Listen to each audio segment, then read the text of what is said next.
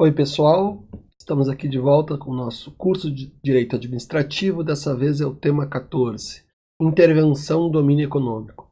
Eu vou avisando que esse é um tema que mexe com a teoria do Estado, mexe com o direito constitucional e tem profundos reflexos na compreensão lá do direito administrativo, né? Então, como de costume, no caminho eu te explico. Vou ficar pequenininho, vamos jogar a tela, vamos trazer nossos bonequinhos, porque tem bastante coisa para conversar. Então, lá vamos nós. Precisamos recordar algumas coisinhas, né? Atividade econômica e Estado. Vamos ter uma coisa, e a teoria do Estado já nos ensinou isso.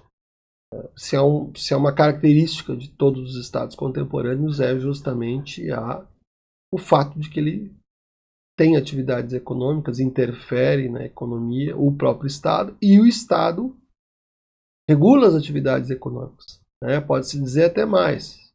O Estado define a possibilidade de atividades econômicas e depois de definir, restringe, enfim, limita, né? O tema é muito legal justamente por essa dinâmica, tá? Bueno, só vamos retomar algumas coisinhas, né? Aliás, esse nosso curso é muito interligado, então é importante que a gente tenha claro que alguns temas que ficaram para trás. Um deles é o tema lá do começo, onde a gente falava sobre poder, administração pública e poderes da República. Então eu resgatei aqui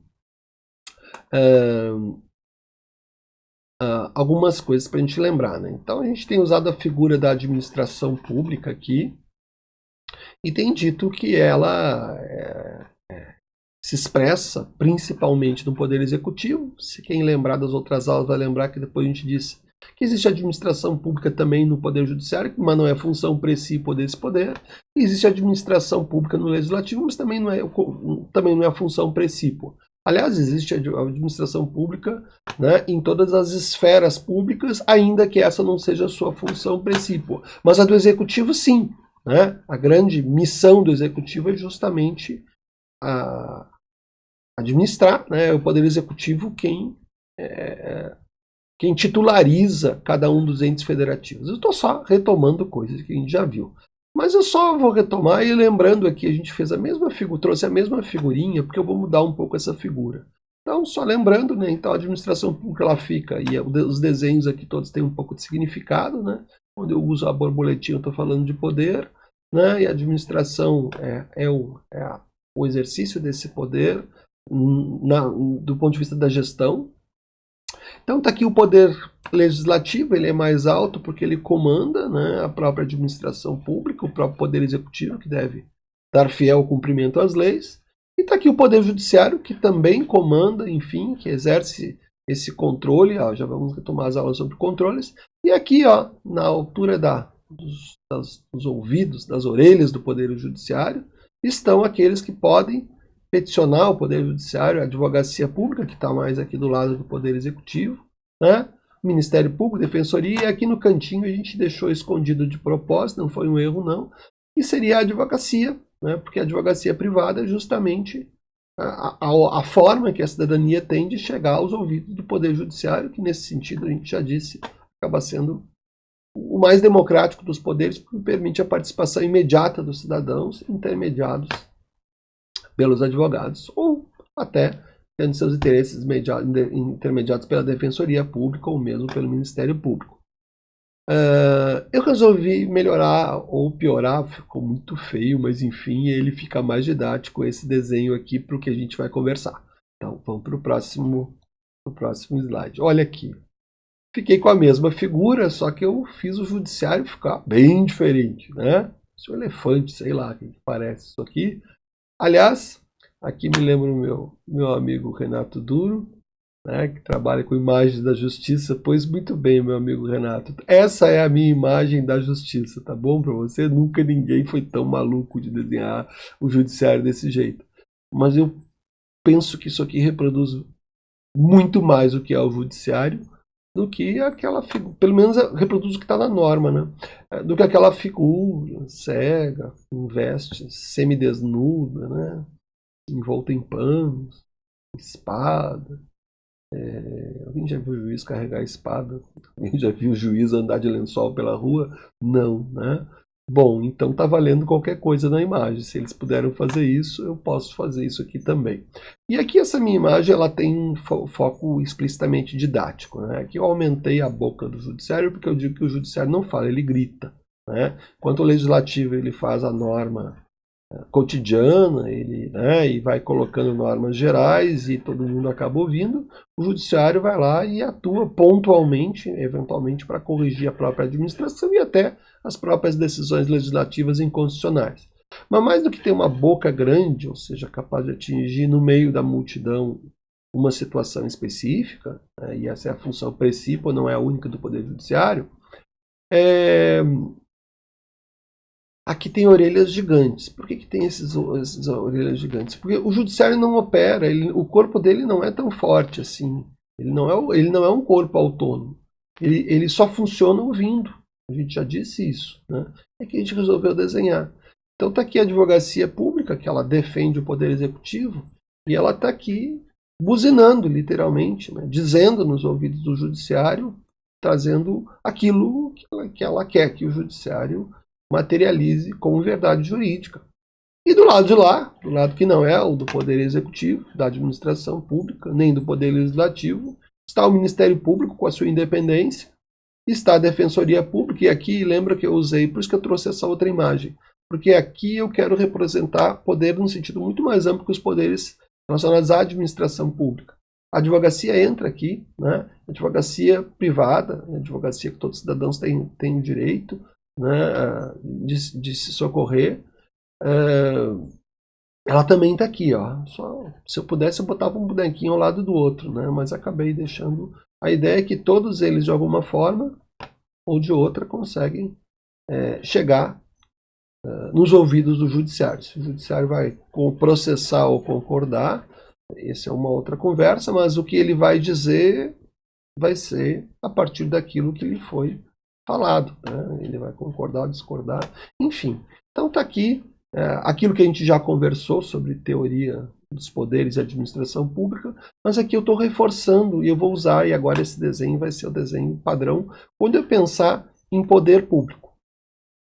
Porque quando eu penso em intervenção do Estado no domínio econômico, as relações do Estado com a economia, eu não posso ficar naquela, o legislador, você pega algumas obras mais antigas, o legislador. Mas tem decisões que a administração pública tem que cumprir, inclusive relacionadas à intervenção ou não, maior ou menor na economia, que estão cristalizadas no outro lado, né? Não diria no outro lado da esplanada dos ministérios, porque lá em Brasília, pelo menos, o Poder Judiciário está ali quase praticamente ao lado do Poder Executivo, né? Quem está lá do outro lado do outro lado desses outros dois é justamente o Poder Executivo, né? O que faz algum sentido. Um grita de um lado, o outro, né, fala de forma geral, né? Enfim, na verdade, né, é um tripé. Eu estava pensando, na verdade, estão inclusive mais próximos fisicamente. Um está no meio, né? Um está numa ponta e lá na outra, por isso que os judiciários têm que gritar para que o outro lado lá da rampa não, o outro lado lá do Palácio do Planalto escute, né? Mas enfim, então ficamos com essa imagem e quando eu quero falar poder público, eu estou falando desse conjunto aqui, né? O Poder Executivo tem as suas prerrogativas limitadas pela lei, mas há decisões de Estado que decorrem do Legislativo e essa é a ideia, que a maioria delas assim seja, mas há margens para o Poder Executivo e, fundamentalmente, a margem para o Poder Judiciário, a partir da fala, né, dessa fala poderosa que tem os agentes, né, advocacia, Ministério Público e Defensoria, de determinar a atuação do Judiciário. Eu já disse que eu não gosto do termo provocar, né? Bueno, então tá bom. Feita a explicação dessa desse desenho maluco, vamos adiante. Mas vamos guardando isso, tá? Vai fazer muito sentido daqui para adiante. Aliás, talvez eu incorpore nas outras aulas lá esse desenho também. O tema de hoje, e agora sim eu estou com essa figura já internalizada, né? Agora, quando eu estiver falando em poderes públicos, é esse pacote, né? E a discussão de intervenção do Estado no domínio econômico é tudo isso versus o que eu chamo de poder econômico. Eu não. Todo mundo, né? De Marx, Adam Smith, enfim, todos os teóricos de direita e esquerda reconhecem a figura, a existência do poder econômico. E aí não vou voltar numa aula de teoria do Estado aqui, nem de sociologia jurídica, mas quem quiser, enfim, aprofundar, tem discussões muito interessantes aqui, né? Afinal de contas, o poder econômico se sobrepõe a eles. Já vou começando de um spoiler, né? Quer dizer, os poderes públicos é que podem criar norma, isso é fato. Mas, e alguns dizem não, se você pegar algumas leituras marxistas, mas só cria norma porque o poder econômico, na verdade, controla, ocupa esses espaços. Mas por outro lado, por outro lado, esse conjunto de poderes públicos é quem fixa as regras que permitem a própria existência de poder econômico privado. Né? Se eu sair daqui do Brasil e for para um outro tipo de configuração de Estado, eu vou encontrar estados que vão dizer, não, ninguém vai ter poder econômico aqui, o poder econômico é do próprio Estado. Bom, e é uma decisão. A teoria do Estado diz que está valendo, né? Até porque não existe um direito natural à acumulação de propriedade. Não existe um direito natural, especialmente ao exercício de atividades. Esses direitos acontecem porque os sistemas jurídicos permitem que eles aconteçam. São decisões que se dão no sistema jurídico, né, dentro dessas limitações. Então tem até mais desenhos sobre isso, mas por hora vamos falar que quando eu falo de intervenção no estado da economia, eu estou pensando numa briga, pode-se dizer que é aquela briga de cachorro grande, né? É a briga entre poderes públicos e poder econômico. Num certo sentido, eu posso dizer que é uma discussão de teoria do Estado, mas é uma discussão no cotidiano. É você, empresário, né, que quer valorizar a sua capacidade de empreender, quer multiplicar os seus ganhos, aliás, né? Vamos retomar as lições bíblicas, né? Cristo, quando perguntado sobre essas questões, disse, dai a César o que é de César. Pois é, a moeda vem do Estado, é o Estado quem define. Agora se tem a figura do Bitcoin, que é uma moeda que se ancora em alguma coisa bem diferente, enfim, muita gente desconfia dela justamente por causa disso, né? Então, se você tem poder econômico, normalmente as pessoas medem isso em moedas, que são definidas, organizadas, elas também não nascem com os 10 mandamentos a partir de regras do Estado, né? Bueno, é por isso que esse tema fica interessante. Eu posso ir mais adiante e de acabar dizendo que, no fundo, quando eu estou discutindo poder econômico e poder público, eu estou discutindo a intervenção do Estado da economia, que é o nosso tema, versus o que a gente pode chamar de liberdades econômicas, né? Que é basicamente o direito de exercer uma atividade e ganhar dinheiro com ela. Né? Isso é a liberdade, em essência, é a liberdade econômica. É a liberdade de criar, de ofertar produtos no mercado, de enriquecer com isso. Né? E quem não quer isso? Né? Então, num primeiro momento, eu vou dizer mais. A palavra liberdade, ela atrai para tudo, né? Todas as revoluções começam pedindo liberdade, né? E pedir liberdade econômica é um pleito, né? E sempre liberdade é bonito. Eu quero a liberdade para ganhar o meu pão, e não só o meu pão, eu quero ganhar talvez a padaria inteira ou uma rede de padarias. Isso é o mundo da liberdade econômica. Ele é sedutor nesse sentido. E quando a gente pensa em intervenção do Estado na economia, não deixa de ser né? Aliás, a gente vai ver que isso tem tudo a ver com o tema anterior, que é o poder de polícia, mas a gente tem tudo a ver com como limitar essa aparente liberdade, né? Mas tem mais uma face que eu quero deixar também esclarecida.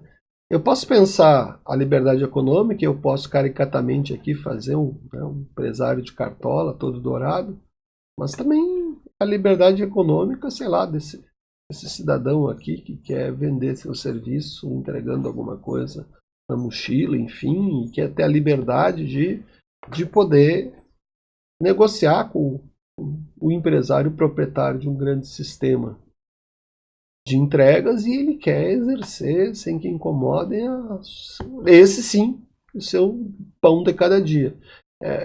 Quer queira, quer não, quando eu falo de intervenção do Estado na economia, eu estou falando de uma intervenção que mexe aqui no andar de cima e que também mexe lá no andar de baixo, né? E por isso o tema fica mais interessante ainda, porque o que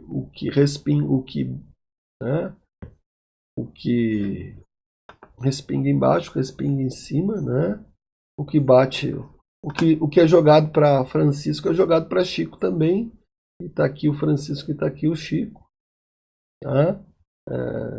Não necessariamente na mesma intensidade, aí é uma discussão para sociologia, né? Mas do ponto de vista jurídico eu tenho que ter claro que essas regras funcionam em oposição a liberdades econômicas de todos os tipos, de todas as escalas, né? Até porque nós trabalhamos aqui, especialmente lá pelo Poder Legislativo, a ideia de que eu jogo com regras gerais, que precisam atender a quaisquer cidadãos. Eventualmente, essas regras gerais vão conseguir tratar desigualmente os cidadãos desiguais, e tudo isso faz parte da intervenção do Estado na economia. E elas vão fazer justamente porque houve a decisão de intervir para diferenciar um do outro, né? Então agora, um desenho que eu já tinha dado um certo spoiler, então eu tenho o poder público, né? E ele faz normas públicas sobre temas que são caros ao poder econômico ou à própria liberdade econômica, né? A norma que estabeleça que você pode ter propriedade privada dos meios de produção, você pode produzir, você pode vender. Mas isso não é óbvio? Não, depende de que país você mora. Pode que isso não seja óbvio em determinadas ordens que vão dizer que não, nós não queremos dar liberdade econômica para que os indivíduos não fiquem desiguais. Não estou dizendo que isso é bom, não estou dizendo que isso é ruim. Aqui a ideia não é juízo de valor. Aqui a ideia é que a gente reconheça que essas normas nascem de decisões de um arranjo político que acontece dentro desse sistema aqui, né? E essas normas, enfim, e aí elas vão mexer, vamos pensar que tipo de normas afetam a economia. As que mexem com fatores de produção, natureza, capital e trabalho, e fundamentalmente as que mexem com os pilares do chamado liberalismo clássico, que é justamente a liberdade de empreender, que tem muito a ver com a liberdade de associação para empreender, né? Liberdade de empresa, portanto, e a própria propriedade privada. A propriedade privada ela acaba sendo tangenciada aqui nesse tema, porque nós vamos encontrar um outro conjunto de normas focados especificamente na limitação da propriedade privada. E a gente vai falar disso mais adiante. Por hora, vamos pensar que, de qualquer forma, não deixa, às vezes você está mexendo com as duas coisas. Você está limitando a propriedade privada e, quando limita a propriedade privada, você limita a liberdade econômica. E vou dizer mais. Eu preciso que o sistema jurídico diga que é possível propriedade privada para que eu possa ter o poder econômico. Se o sistema jurídico não garantir a propriedade privada, aliás, no nosso sistema é garantida a propriedade privada, mas é dito que essa propriedade vai exercer uma função social. E a discussão dessa função social é uma discussão para muito mais do que o espaço dessa aula. Mas é importante que é o sistema de poder, é o sistema jurídico que é o arranjo jurídico que vai gerar ou não a propriedade privada. E gerando, poderá gerar ela com limites, né? Assim como, especialmente, a liberdade econômica, né? E aqui esse é o nosso foco, né? Vamos pensar que isso aqui faz parte disso, mas nesse momento eu estou muito mais preocupado com a liberdade econômica em si, né? Que evidentemente vai acabar se valendo de propriedades privadas de um dos fatores da produção, que é a natureza, né? Da propriedade privada do capital, que é outro fator de produção, e E num outro sentido, aí sim, aí não é questão de propriedade privada, né? É a liberdade econômica de contratar, de negociar o trabalho, que é o fator de produção, ou de organizar o trabalho de alguma forma. De qualquer forma, ó, eu deixei aqui um ciclo, parece aquele ciclo de reciclagem. Pois bem, eu produzo normas que, por sua vez, produzem poder econômico, que, por sua vez, e aí a leitura dos marxistas vai influir nesse próprio sistema que vai reproduzir a possibilidade de geração do capital. Isso é o que dizem, isso é o que disse Marx, isso é o que dizem os marxistas. Mas eu também posso dizer uma coisa: essas normas vêm para cá e, bom, elas também vêm lá para o outro cidadão, que por sua vez ele pode interferir no sistema, que vai poder restringir ou não essa liberdade econômica, que vai por sua vez, até porque dentro desse sistema aqui, a figura, né, diz a Constituição que todo o poder emana do povo, e o povo está aqui. Os marxistas vão dizer que no fundo, os mais radicais, essa linha nunca vai funcionar e que essa linha só funciona dessa forma. E outros vão dizer que não, que formalmente é o conjunto desses cidadãos aqui, que são maioria, infelizmente, porque a maioria, infelizmente, não é proprietária, não é grande empresário, né, que vão justamente poder interferir nesse processo aqui, de reivindicar, enfim. Né? Mas olha como o tema fica legal aqui. Né? Vamos falar mais. Já vamos chegar lá no direito administrativo. Aliás, é isso que eu quero ter bem claro. Né? Um dia que isso vai chegar lá no direito administrativo. Pior, aqui a fronteira é bem... Vai chegar, vou dar um spoiler, vai chegar lá no momento que você vai ter administração pública com o poder de restringir a atividade privada. Né? Ontem mesmo eu estava aqui na Serra Gaúcha falando com empresários. Né? E aí? E o empresário disse, vou fazer uma questão lá para meus alunos. O quanto o Estado pode fechar o seu negócio? O quanto, né? Porque justamente eles me perguntaram, você tá... Sim, e aí? Qual o meu poder aqui? Eu não estava falando com mega empresários, estava falando com pessoas, né, com pequenos empresários, aqueles pequenos empresários que às vezes a empresa quebra quando você... Primeiro porque planejou mal, mas segundo porque acaba contratando mal, acaba não pagando direito, e quando vê tem que pagar aquela conta do empregado e fecha, né? E os pequenos empresários sofrem isso o tempo todo. Né? E aí eu estava pensando, puxa vida, isso tem tudo a ver com esse tema, né? Que é o tema do quanto o Estado pode. E aí, se eu pensar em tempos de Covid, pandemia, aí só começou a chegar o direito administrativo. E aí, pode mandar fechar, mas eu sou um bar, eu só trabalho de noite, você manda eu fechar às 6 da tarde, né? Quem vai pagar minhas contas, né? Eu não tenho a minha liberdade de empresa, eu vou o quê? Vou abrir o bar noturno ao meio-dia, não vai ninguém, né? Enfim, essa é a riqueza da temática, o quanto o poder público pode. E para a gente entender a riqueza dessa temática, eu preciso perceber justamente como o sistema constitucional brasileiro, e aí eu saio um pouco da teoria do Estado e vou lá para a teoria constitucional, o quanto o nosso sistema caminha, né? Porque todo esse sistema aqui da esquerda de poder público é um sistema de poder baseado na nossa Constituição. Né? Isso aqui já não vale para a Constituição de países que não têm um Ministério Público com essas prerrogativas, enfim. Então, esse mesmo sistema constitucional que cria essa arquitetura de poder é um sistema que permite ou não que esses poderes interfiram, porque esse sistema tem diretrizes constitucionais que favorecem a própria liberdade econômica. O sistema brasileiro é um sistema que consagra valores muito importantes dentro desses pilares do chamado liberalismo clássico, o liberalismo econômico. Né? Então, o sistema... Isso está na Constituição, e eu preciso trazer da Constituição, porque aí é que entra a questão. O direito administrativo, as prerrogativas administrativas vão ser muitas, a gente vai ver daqui a pouco, logo, e eu preciso saber como a Constituição se comporta.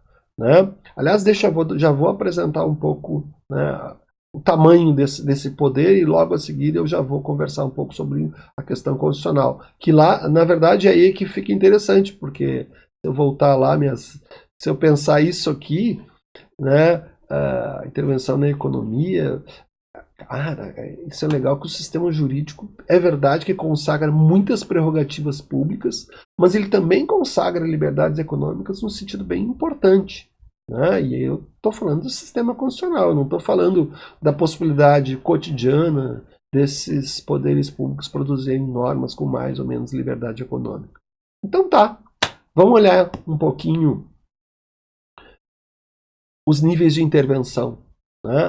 Vamos perpassar, vamos entender o tamanho dessa questão, do ponto de vista. Olha só, eu separei aqui, faltou uma setinha, mas está dentro aqui, dentro desse pacote. Né? Eu vou dizer que tem 6 níveis possíveis de intervenção do Estado. Né? E aí eu botei aqui, eu estou usando aqui a simbologia que já meio que se consagrou. O vermelho é o exemplo, né, mais próximo dos estados socialistas, onde você, né, vai ter uma vedação da atividade, pensando lá naquela experiência soviética clássica, da atividade econômica. É um extremo, num nível, então, você não pode ter toda a atividade econômica, é só o Estado que pode fazer. É assim no direito brasileiro? Não, não é, mas poderia ser. Não é. Se fosse outra Constituição, vamos deixar claro. Né? E do outro lado eu tenho um extremo, liberdade privada plena, porque não tem nenhum limite, né, normativo ao exercício das prerrogativas econômicas. Né? Então, estamos falando aqui em 6 níveis, e claro, eu estou aqui numa escala. Então, a primeira, e aí você vai dizer, tá, mas só eu que você trouxe isso, porque o Brasil tem isso. Sim, o Brasil tem isso, esse é o problema. O Brasil consagra no sistema dele pelo menos 2 monopólios estatais que a gente vai ver. Né? Então, tem 2 atividades econômicas que o Estado brasileiro diz, não, isso aqui é só o Estado quem faz. Né? Quantos monopólios estatais existem nos Estados Unidos? Nenhum. Porque a Constituição não consagrou nada como monopólio estatal. Olha, talvez eu possa dizer que a atividade de guerra, a atividade enfim, típica do Estado, possa ser monopólio estatal. Bom, e aqui eu já aumentaria a minha lista. Né? E aí tem essa discussão da configuração como serviço público. Mas você vai encontrar vários monopólios estatais de diferentes áreas em diferentes países do mundo. Isso não é uma excrescência, não é uma jabuticaba, como se diz das coisas brasileiras. Né? Esse é o ponto do curso em que eu digo que tudo depende de tudo. Né? Aqui, ó, o que eu tenho aqui? Ó? Eu tenho, no mínimo, 3 questões que a gente mexeu em outros tópicos. Né? Aqui a vedação completa a gente não mexeu, vai mexer agora. Mas a discussão do serviço público eu tenho que trazer ela toda para cá. Nesse sentido, esse tema ele é muito mais um tema que sintetiza o que já se falou e que dá uma aplicação ao que já se falou, do que propriamente traz tantas coisas novas. Né? Então vamos recordar. Né? Quando o Estado define que algo é serviço público, é elementar, é óbvio que isso aí é uma intervenção na atividade econômica. Como assim, André? Ora, se o Estado disser, no caso do direito brasileiro, a gente tem já estudamos lá no serviço público, tem aquela situação dos serviços públicos que eu chamaria de clássicos, né? Então, os serviços que são de titularidade exclusiva do Estado, né? Exemplo, no caso do Brasil, telecomunicações, energia elétrica, são monopólios? Não. Qual a diferença entre exercer atividades que são prerrogativa exclusiva do Estado e o monopólio? Olha, esse é um bom tema. A grande diferença é que no monopólio não há nenhuma possibilidade do exercício privado, né? Não, inclusive próprio. Né? Essa é a grande diferença. Talvez alguns vão dizer, não, a diferença é que o Estado sempre vai fazer e não vai delegar. E essa diferença já foi usada em alguns livros dizendo isso. O problema é que ela não vale mais. Então eu vou acabar dizendo que a grande diferença é que no caso do monopólio, vamos falar, geração de energia elétrica. Tá? Bom, você não está proibido de botar um catavento e gerar energia elétrica né? Por quê? Porque existe um serviço público, que é a oferta do serviço a terceiros de atividade de fornecimento de energia elétrica, né? E autofornecimento não é um serviço, né? É mais ou menos uma diferença que eu consigo encontrar. Mas a diferença histórica era que, no caso do monopólio, só o Estado poderia exercer e sem delegar a particulares. Nós já estudamos lá no serviço público que uma característica dos serviços públicos geral, justamente aqueles exclusivos do Estado, é que o serviço é exclusivo do Estado, mas não impede que o Estado conceda à iniciativa privada a possibilidade da iniciativa privada exercê-lo sob o controle público, né? Mas eu preciso lembrar também, e é nesse sentido que ele fica em segundo lugar aqui, né? Porque são atividades que o Estado pode decidir, eu vou exercer, e vai funcionar igual um monopólio praticamente, porque ele pode não delegar, ele pode exercer diretamente e não transferir, conceder aos particulares que ele escolha dentro de um processo licitatório, né?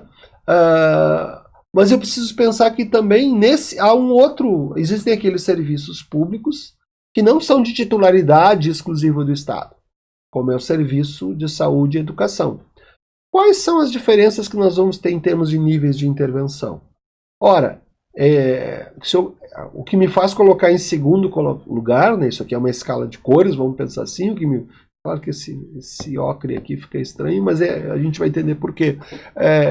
Fica mais próximo do vermelho, porque, enfim, formalmente é uma atividade que o Estado pode não deixar o particular exercer, se eu pensar num serviço público exclusivo do Estado. E se eu pensar naquele serviço, qual é o serviço público exclusivo do Estado mesmo? Vai lá, telecomunicações, energia elétrica, navegação aeroespacial, aeroportos. Meu Deus, mas isso tudo já vimos, são atividades privadas hoje. São de execução privada, mas são de titularidade exclusiva pública. Ninguém pode, sem que o Estado conceda essa prerrogativa, exercer essas atividades. Bom, eu estou praticamente repetindo a aula lá de serviço público, mas eu vou lembrar aqui, então, é isso que me faz colocar aqui quase em vermelho, né, num rosa, num fúcsia, né, enfim, que é uma das cores padrão das nossas lâminas. Mas eu preciso lembrar que também existe atividade, o serviço público, que ele não é exclusivo do Estado, e o bom exemplo disso é a questão da educação. Eu gosto de usar a educação. Por que da educação? Porque a educação, a Constituição diz que ela é livre de iniciativa privada, obedecer aos padrões de qualidade, autorização pelo poder público. E sempre que eu coloco um serviço público de educação, vamos pensar em educação superior, até porque a educação primária, ela é, inclusive, o dever irrenunciável do Estado, né? Na verdade, é o dever de oferecer o serviço, não é necessariamente o dever de prestar diretamente. Mas, ainda assim, qual o grau de intervenção na economia, qual o grau de intervenção na atividade econômica privada quando eu tenho um serviço público que ele é concorrente, né? Ele não é exclusivo do Estado? Certamente é bem menor, porque qualquer um que se sujeite àquelas regras, isso vale para os serviços de saúde, né? Os serviços de saúde são serviços públicos, mas a pessoa se forma em medicina e sai exercendo a sua profissão, inclusive independentemente de autorização pelo poder público, de concessão da prerrogativa, né? O diploma de médico já confere a possibilidade de exercer imediatamente, acho que até um exemplo melhor é a saúde, o serviço de saúde. Mas é um serviço que o Estado tem o dever de prestar, por isso que ele é de forma não exclusiva. Ora, claro que aí eu teria que mudar essa cor e deixar isso aqui, sei lá, do azul para baixo, teria que ir para cá, talvez quase na liberdade econômica, porque aí eu tenho um nível de intervenção relativamente baixo. Ora, claro que do ponto de vista econômico, eu sempre digo lá no direito educacional que quanto mais vagas públicas você coloca, que são vagas públicas de graça, mais você diminui a possibilidade do mercado ocupar essas vagas. Ou seja, ainda que a gente vai dizer que os serviços públicos não exclusivos do Estado sejam mude de andar, isso vai parar lá embaixo, né? eu preciso ter claro que a presença do Estado ofertando esse serviço público vai trazer um nível forte de intervenção, porque vai diminuir esse mercado. E quando o serviço, né, não, e quando o serviço público, por outro lado, diminui, aumenta o espaço do mercado, né? Bom, seguindo, então aqui essa é um tema que a gente precisa relembrar, né? Precisou relembrar tudo aquilo que a gente conversou sobre serviço público, tipos de serviço público, para lembrar disso. Né? Mas isso tudo é intervenção na economia. Já disse que pode ser quase vermelho, mas pode ser quase verde também. Né? E aqui vale, né? Também não precisa fazer o símbolo do socialismo versus capitalismo. O vermelho é o sinal, manda parar, não faça, e o verde siga em frente. Também essas cores. E aqui, o que esse ocre aqui vai dizer que é o atenção, né? Mas é uma atenção, é o amarelo um pouco misturado com o vermelho, isso é o ocre, né? Mas é uma atenção que envolve algum tipo de prerrogativa interventiva bem forte. Então tá. Tem sinaleira que eu conheço, cara, é quase dessa cor, quase cor-de-rosa, né? Então aqui também faz sentido. Entendi os dois níveis, vou para o terceiro. Ora, o terceiro, e aqui também, esse terceiro e quarto eu poderia inverter eles sem problema nenhum. Mas são intervenções do Estado na atividade econômica. É exercício de atividade econômica total ou parcial pelo Estado em regime de mercado. Vejam, a gente tem normas constitucionais que permitem isso, a gente vai passar por elas. Né? E isso aqui tem tudo a ver lá com outra aula que nós tivemos, que foi os tipos de entes da administração pública indireta. E lá estão as empresas públicas e sociedades de economia mista. Por isso até o total ou parcial. Vamos lá, rememorando. Quando é que eu tenho atividade econômica pelo Estado de forma total? Quando eu tenho uma empresa pública, pura, fazendo aquela. Então, e quando é que é parcial? Porque quando eu tenho uma sociedade de economia mista, onde você, Banco do Brasil, você vai lá, você é sócio, você é um dos proprietários do Banco do Brasil junto com o governo brasileiro, junto com a União. Olha que chique, você e a União são sócios. Vai lá, entre em qualquer site desses coisas, de comprar ação, tudo que o youtuber está comprando, enfim. Beleza, então você vai lá e compra ações do Banco do Brasil, você pode colocar no seu currículo sócio do governo brasileiro no Banco do Brasil. Olha que legal. Por quê? Porque o Estado chamou a comunidade em geral para apostar nesse investimento que ele fez. E a Constituição, a gente já viu lá, ela vai dizer que essa atividade econômica do Estado ela tem característica excepcional. Né? E por que envolve uma intervenção?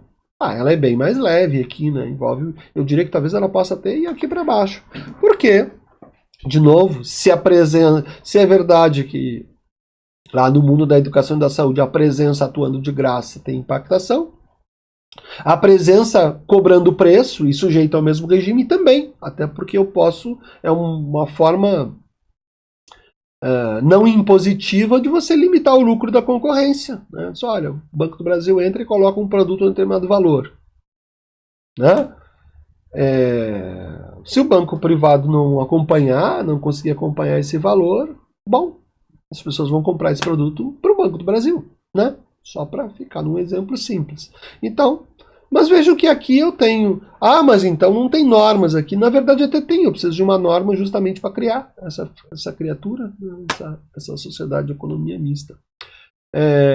Então, essa norma tem, às vezes, muito mais poder que uma norma que fosse proibir, que fosse intervir no preço diretamente, que fosse tabelar os serviços daquela área, nesse caso, serviços bancários. Essa aqui não tem muito mistério, não. A outra, eu diria que até agora, eu pensando, ela devia ser a terceira. É o nosso último tema, poder de polícia. Né? O poder de polícia sobre atividades econômicas. E aqui eu vou dizer que talvez até eu tentei deixar bem reto, aqui era o ponto. Aliás, vou aproveitar, eu vou fazer isso agora já. Eu vou fazer isso aqui subir para cá. E vou fazer isso aqui ficar. Deixar aqui né? E vou aproveitar para criar essa seta aqui, quem sabe faz ao vivo, né? Olha aqui, criei a setinha que parte lá do estado e que vem para cá. Pronto. Perfeito. Agora sim não fico desconfortável inventando que a lâmina não tem. Pronto. Então aqui, ó, agora todo mundo tem, né? Tá, só não vou inverter aqui porque no fundo eu às vezes acabo pensando que o exercício da atividade econômica pode ser muito mais interventivo do que a própria limitação de regras, né? Mas enfim, poder de polícia sobre atividades. Do ponto de vista econômico, eu não tenho dúvida que às vezes o exercício da atividade pode ter um efeito muito mais forte, né? O poder de polícia é tudo que nós conversamos, é o poder de limitar atividades. Lembra lá? Poder de polícia, poder de limitação. Do quê? Atividades relacionadas à propriedade e à liberdade econômica, né? Pode o poder de polícia, e a gente vai ver essas dimensões logo logo aqui, porque tem dois focos do poder de polícia. Mas vamos dar muita atenção ao poder de polícia justamente por isso. Porque eu vou dizer que se nós pensarmos, qual é o percentual de intervenções que existem, qual é o maior percentual de intervenção do Estado brasileiro na atividade econômica? Poder de polícia. Você vai encontrar muito mais. Não que ele seja o mais intenso, mas ele é o mais frequente, que é bem diferente. E vou dizer mais, se você for para os Estados Unidos, basicamente, que é a Constituição mais liberal do mundo, é o que temos lá também, exatamente, com uma conformação diferente, né? Você tem exatamente a absoluta preponderância desse tópico aqui. A intervenção na atividade econômico-privada praticamente vai ser o police power, né? Para eles vai ser muito estranho falar em monopólio estatal. De alguma forma eles vão poder falar em serviço público, mas o police power com certeza será o maior sentido, fará mais sentido em falar em intervenção do Estado na atividade econômica. Então, tudo que a gente conversou, tema 13, que foi o exercício sobre o poder de polícia, tem que ser revisto, mas isso eu estou olhando com outro foco, ele tem a capacidade, tem a prerrogativa tem a possibilidade de limitar lá a atuação dos nossos personagens econômicos, dos nossos bonequinhos lá, o da cartola e o do bonezinho. Eu incluiria ainda um quinto nível, que é um nível interessante, né? Aqui todo esse momento eu estou fazendo o Estado trabalhar por si só. Mas existe um nível que até destoa das outras cores, que é um nível, e que ele é muito importante do ponto de vista da intervenção do Estado na economia, que é um conjunto de normas públicas para equilíbrio de relações privadas desiguais, né? E os principais expoentes, né, quer dizer, não são normas que criam, às vezes elas também criam poder de polícia, mas elas não necessariamente criam poder de polícia. Nos dois exemplos que eu trago aqui, além, né, o direito do consumidor. O direito do consumidor todo é para reequilibrar uma relação que foi reputada desigual. Como assim desigual? Ora, o pressuposto do Código do Consumidor é a hipossuficiência do consumidor, né? Assim como o pressuposto do direito do trabalho é a hipossuficiência do trabalhador. O que vai fazer as normas criarem uma inflexão favorável a uma das partes. Ou seja, as regras para um lado serão mais pesadas do que para outro. Justo porque esse lado é mais poderoso economicamente do que o outro, com todas as limitações que você possa pensar. E aí você cria regras diretas a favor de uma das partes, né? Independentemente do exercício do poder de polícia, que também pode acontecer. Exemplo. Você criou uma regra, que inclusive é constitucional, com relação ao jornada de trabalho máxima de 8 horas. Bom, então tá lá, pode pagar hora extra, depois disso é hora extra, aquela coisa toda. Ora, essa norma, evidentemente que eu tenho também, evidente não, casualmente eu também tenho lá na CLT a possibilidade do poder de polícia, da fiscalização do Estado, aplicar multa para um determinado estabelecimento que não esteja respeitando o horário de trabalho dos seus funcionários, esteja explorando eles além do acordado, explorando indevidamente, fora da legislação. Pois bem, isso vai gerar uma multa, isso é exercício de poder de polícia. Mas aquele trabalhador, por si só, no exercício de suas prerrogativas privadas, que não são poder de polícia, vai se encher de prerrogativas contra o patrão no sentido jurídico disso. Ou seja, não vai ficar odiando o patrão, não, mas ele vai poder entrar com uma ação e reclamar aquelas horas que não foram pagas devidamente, enfim. Né? E aí eu tenho... E vejo, isso é o mundo do direito do trabalho, é o mundo do direito do consumidor. Num certo sentido, eu posso estender mais. Mas que mundo? Ué, o direito agrário. Direito agrário, inclusive, praticamente, eu não vou encontrar o poder de polícia, mas eu vou encontrar regras que serão mais favoráveis ao parceiro outorgado do que ao parceiro outorgante, que é o proprietário da terra. Né? E aí eu estou falando de negócios agrícolas, de negócios rurais, e eu estou tentando reequilibrar uma equação que foi em algum momento reputada negativa. Né?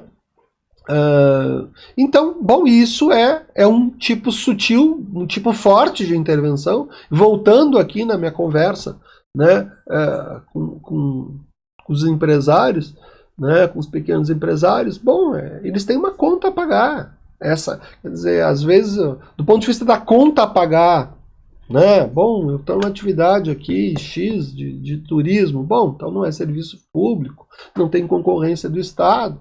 Tem um poder de polícia agora, especialmente em tempos de pandemia, um pouco mais forte, mas o que vai preocupar ele com a intervenção do Estado é que talvez ele gostasse de poder livremente contratar pelas horas que quisesse, numa livre negociação direta, toda a sua força de trabalho, e não ficasse sujeito a pagar um valor que foi determinado pelo poder público, que foi fixado em lei, ou enfim, ele talvez quisesse que não houvesse norma, talvez não, certamente para o negócio dele em especial ser mais próspero, essas regras atrapalham.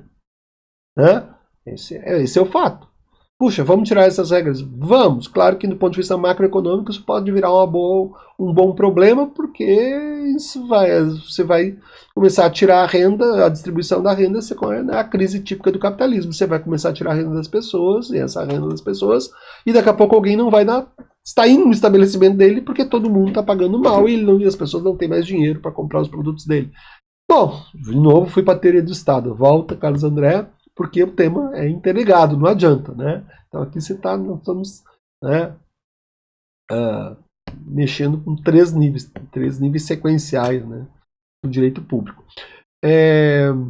Da própria teoria do direito, eu diria.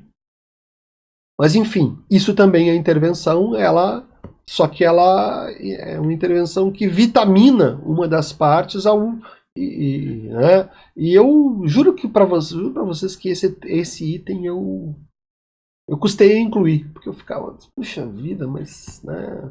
Só que aí quando eu vou lá, porque todo esse tema aqui, tudo que a gente está conversando aqui pode ser melhor trabalhado numa disciplina específica de direito econômico. Aí quando eu vou lá para os programas de direito econômico, eles dão muita força ao Código do Consumidor, não é nem a questão trabalhista, porque aí o direito do trabalho é mais amplo, mas a questão do consumo, ela acaba sendo... Só que o consumidor e trabalhista e agrário tem o mesmo sentido, é uma desigualação. Resumo, a gente está só vendo um panorama aqui, não é um pecado você colocar isso, porque isso tem, né, me dirigindo ao empresário que esteja assistindo essa aula, ele tem que entender que isso aqui, qual desses níveis vai mexer com ele. Vou dar um spoiler, se ele quiser explorar petróleo no Brasil, não pode, é monopólio estatal. Então, né, a gente... essa é a questão, vai dar um parecer, você vai, né, um governo, tem aí uma empresa, um chinês aí que vem, eu quero. Aliás, é interessante, eu fico pensando no sistema chinês, né? O sistema chinês não é necessariamente um monopólio estatal, mas você tem lá o exercício de atividade econômica pelo Estado, onde o Estado acaba sendo um sócio necessário de todo o sistema. Então eles conseguem ficar com uma coisa muito parecida com o monopólio, mas também muito parecida com a atividade econômica exercida pelo Estado em parceria com a diferença que com a cidadania, né? Mas enfim, não estamos falando da China, não estamos falando do Brasil. E aqui, claro, né, E aliás, eu não vou deixar, eu preciso dizer uma coisa também aqui. Às vezes esses níveis de intervenção vão se sobrepor. Ou seja, eu tenho poder de polícia sobre o sistema bancário? Sim, existem normas que vão disciplinar todo o sistema bancário e existe poder de polícia estatal sobre essas atividades bancárias, a questão do dinheiro que fica no depósito, etc. E aí vem a pergunta, tá? E os bancos públicos têm que cumprir? Sim, a Constituição diz que eles têm que cumprir as mesmas regras dos bancos privados. Então eu posso ter uma situação em que eu tenho as duas coisas acontecendo, os dois, ao mesmo tempo que o Estado ele exerce atividade em regime de mercado, isso é uma forma de intervenção, outro setor do Estado também vai intervir sobre ele, né, nesse sentido. E eu posso falar essa perspectiva, poder de polícia versus serviço público também. Aliás, eu posso pensar em serviço público e direito do consumidor também. Porque o Código do Consumidor diz que os serviços públicos obedecem também ao Código do Consumidor. Olha que loucura. Né? Então eu tenho camadas de intervenção. Por um lado, o Estado está intervindo, mas como ele intervém sobre todas as atividades de forma genérica, ele pega também atividades públicas e atividades privadas. E, bom, e aí tá tudo bem, acontece. Se o Estado está na chuva, é para se molhar. Né? Não vai se imaginar que o poder de polícia que se exerça sobre alguma atividade não estatal não se estenda ao Estado. E aí vamos, por exemplo, questões ambientais. Né? Em alguns momentos o Estado se destaca justamente pela sua capacidade de poluir, de descumprir regras ambientais, até porque, de novo, nós temos três níveis de entes federativos, enfim. E se eu tiver o Estado poluindo? Né? Não é possível que o órgão que exerce o poder de polícia venha a fiscalizar, coibir? Claro que sim, porque ele está exercendo uma atividade, nesse caso não é nem atividade específica, não é serviço público, não é nada, ele está cometendo um ilícito administrativo e vai responder por isso, ou não. Ou não existe, a única imunidade que tem entre os entes é a tributária, não é do poder de polícia.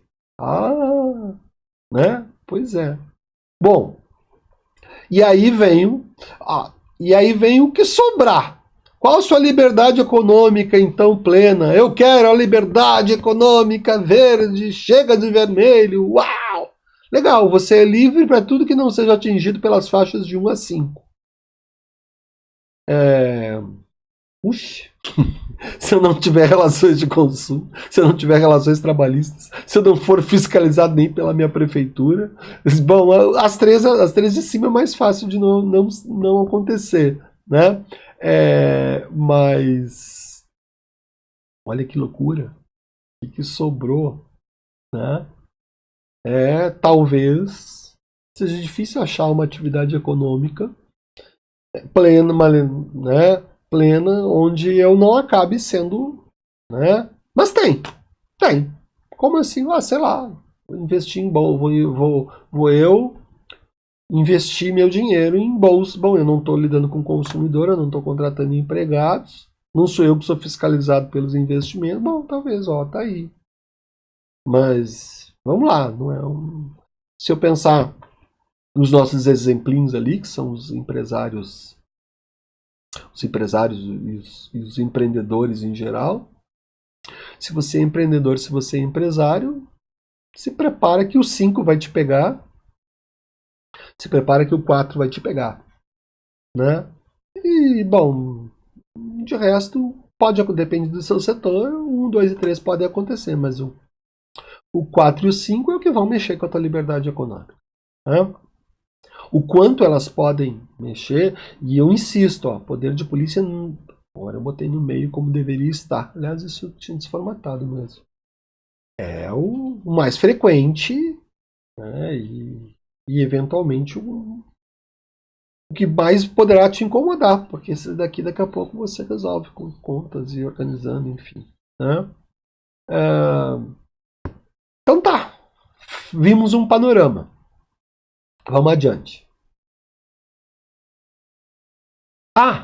Só para não esquecer, eu tinha deixado mais essa lâmina para lembrar que o monopólio estatal só vem da Constituição. Que alguma coisa virar serviço público, até pode vir de lei também. Tá? Mas eu botei CF aqui,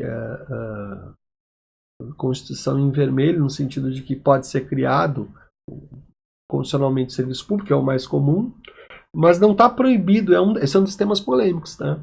Pode haver serviço público fora das hipóteses constitucionais? A doutrina vai acabar dizendo que, contanto que seja observado o dispositivo constitucional que diz que a participação do Estado de atividade econômica ela é excepcional, e aí eu boto o F porque protege, em verde, porque protege a liberdade econômica, sim, até pode. Tá? Mas eu deixei na Constituição porque é o caminho muito mais comum. Né? E porque de resto eu poderia criar por lei, se você estiver dentro dos ditames constitucionais que vão configurar a atividade econômica do Estado como excepcional, né? Então, tudo bem. Aqui, ó, no 13 eu já coloquei, ó, o CF vermelho e verde, Fluminense aqui, né? Exercício de atividade econômica pelo Estado. Bom, a Constituição diz que pode, limitando. E eu preciso de uma lei para criar esse ente público. Né? Ele não nasce da vontade do governante só. Ele precisa de dois poderes, executivo e legislativo. E só esses dois mesmo. Né? O judiciário não pode criar uma empresa. Né? Isso é bem claro. O judiciário pode muito, mas não pode. Né? E aqui, poder de polícia. Poder de polícia retomamos a nossa aula. Até a Constituição tem todo um suporte, né? Vários dezenas de artigos, uma dezena pelo menos de artigos. Se eu somar os dispositivos, dá mais de uma dezena de dispositivos. Mas poder de polícia nasce de lei. Né? E o principal, só retomando a aula de poder de polícia, ninguém é obrigado a deixar de fazer alguma coisa, senão em virtude da lei. Havendo lei, ela cria poder de polícia e obriga as pessoas a fazer. Né, dentro dos limites constitucionais. Sim, essa lâmina é a cópia dessa e tem os mesmos erros da outra, né, mas não vamos perder tempo aqui. Normas públicas para o reequilíbrio das relações privadas desiguais. Né, como vem? Algumas da Constituição, eu tenho normas trabalhistas na Constituição. Né, e algumas vêm de lei, eu tenho prerrogativas. Né, bom, os detalhes do Código do Consumidor não estão na Constituição, os direitos do consumidor estão em lei. E eu tenho direitos trabalhistas também em lei. Então, os dois lugares aqui, né, de onde pode vir, de onde eu vou tomar essa bala, né, pode perguntar ao empresário. Então tá aqui os lugares de onde você pode. E a sua liberdade econômica? Opa, aí não é uma bala, aí é o seu prêmio, né, é sua bala doce, a bala do seu doce, né, o seu docinho, a sua balinha, de onde é que vem? Da Constituição. É a Constituição quem te dá a liberdade econômica. Aliás, ela não nasceu com os 10 mandamentos. Ela existe no nosso sistema porque a Constituição consagrou. Né? Então, só para a gente fechar um pouco essa questão. Tá? Mais uma. Estou sempre achando que eu estou louco para mostrar dispositivos constitucionais. Eu acabo não contando outras coisas. A gente aprendeu com relação ao poder de polícia, limitar atividades em geral, a gente estudou lá o conceito do Código Tributário, que é imenso, etc. Né? Abrange praticamente a possibilidade de limitar tudo. Mas eu vou fazer uma divisão aqui que é só didática, tá? Não são duas espécies de poder de polícia. Mas do ponto de vista da intervenção do Estado na economia, eu acho legal dizer que como é que como é que o Estado pode intervir? Bom, ele pode fazer aquelas limitações gerais que a gente aprendeu lá do poder de polícia, limitando atividades empresariais, né, higiene, saúde, tranquilidade, respeito à propriedade, etc. Eu não vou deixar ter a fábrica em determinado lugar, porque é zona residencial, aquilo que a gente já conversou. Beleza. Mas eu quero contar para você um dado interessante. É que, às vezes, a polícia não é sobre a atividade empresarial, mas é sobre o efeito econômico mesmo. Né? Aqui é o direito econômico. Né? Aqui é o lugar onde eu tenho um poder de polícia, o direito estatal, né? Um poder de polícia estatal, justamente visando coibir efeitos econômicos indesejados. Né? Então não estou discutindo se a empresa é mais tranquila, se ela é higiênica, se ela cumpre. A empresa cumpre tudo, maravilhoso. Só que essa empresa está dominando o mercado. Aliás, o sonho de todo capitalista é dominar o mercado. Todas as empresas caminham para serem as melhores. Isso é o mundo da meritocracia empresarial. Isso é ruim? Pois bem, os teóricos da economia dizem que é ruim, e nós temos uma lei que diz que isso é ilícito. Você não pode dominar o mercado. Puxa vida. E, aliás, o grande braço do direito econômico é o CAD, que está regulado atualmente pela Lei 12.529, com todas as prerrogativas de polícia em relação a atividades econômicas com efeito econômico negativo. Não é um efeito qualquer, é um efeito... E aí que eu destaco três, né?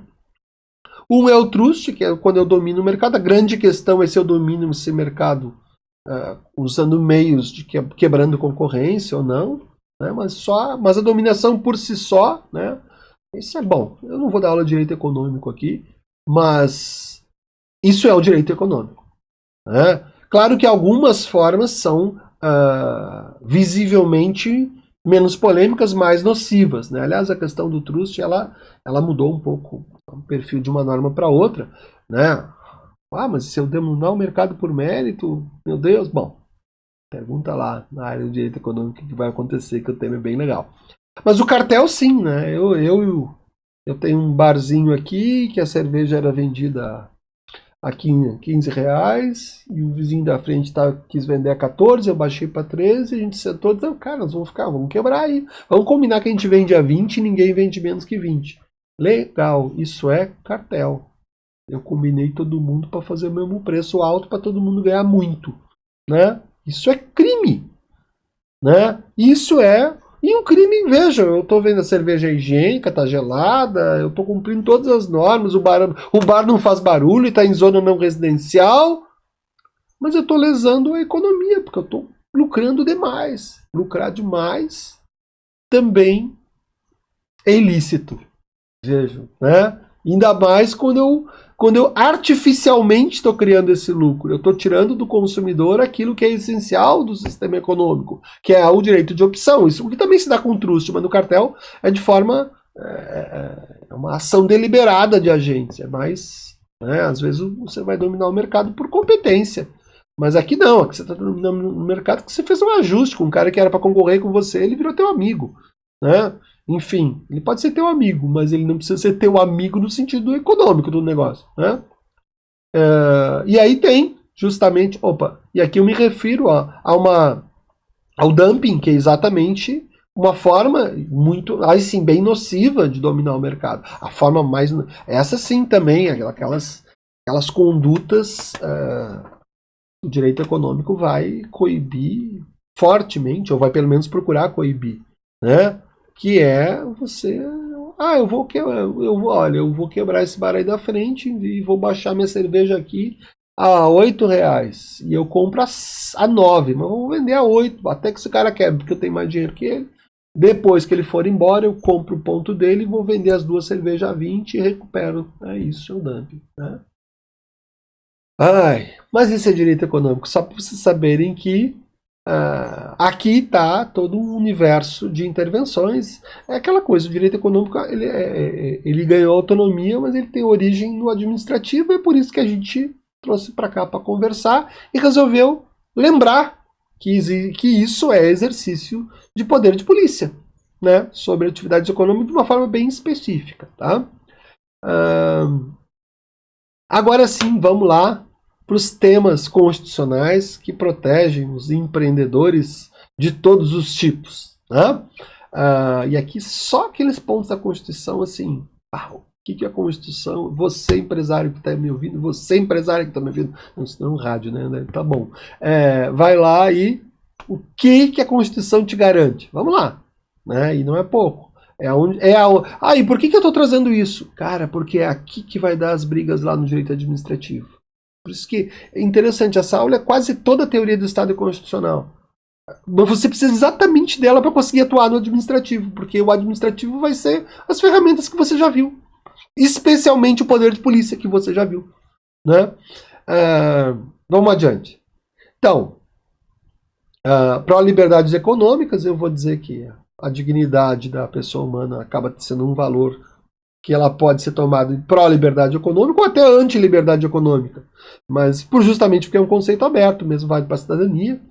e especialmente o valor da livre iniciativa. Aqui sim eu tenho o grande vetor, né? Livre iniciativa é a palavra mágica para direito de empreender, é a palavra mágica para liberdade econômica. Isso aqui não é livre iniciativa de namoro, né? Não, é a livre iniciativa de atividade econômica. Então é um valor que está no artigo 1º da Constituição.